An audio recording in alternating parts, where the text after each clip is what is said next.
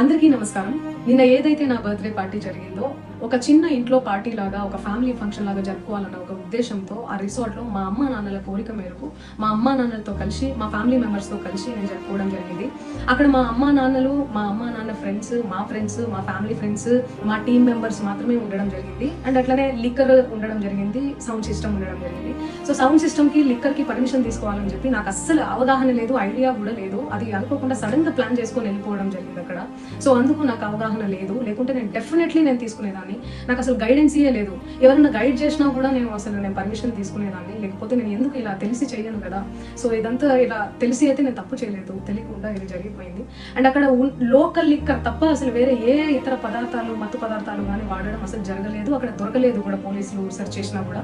And అక్కడ ఎవరికైతే positive వచ్చింది అని చెప్పి పోలీసులు చెప్తున్నారో ఆయన ఎక్కడో ఒక చోట తీసుకున్నాడు, ఎప్పుడో తీసుకున్నాడు అని చెప్పి తేలిందని చెప్పి పోలీసులే చెప్పారు. అండ్ అది ఇన్వెస్టిగేషన్ కూడా జరుగుతుంది. మేము కూడా పోలీసులకు కోఆపరేట్ చేస్తున్నాము. అండ్ నేను ఎందుకు ఇలా చేస్తాను, అసలు నాకు తెలిసి ఎందుకు చేస్తాను? మా అమ్మ నాన్నలతో దట్టు, మా అమ్మ నాన్నలు పెట్టుకొని ఇలాంటివి నేను ఎంకరేజ్ చేస్తానా? ఇలాంటివి చెప్పండి. అండ్ ఒక రోల్ మోడల్గా, ఒక ఇన్స్పిరేషనల్గా ఉండాలని అనుకుంటాను, కానీ నేను ఇలా ఎందుకు నేను చేస్తాను? సో ప్లీజ్ దయచేసి మీడియా మిత్రులకు నా విన్నపం ఏంటంటే, ఆధారాలు లేని అభియోగాలు నా మీద అస్సలు మోపద్దు ప్లీజ్.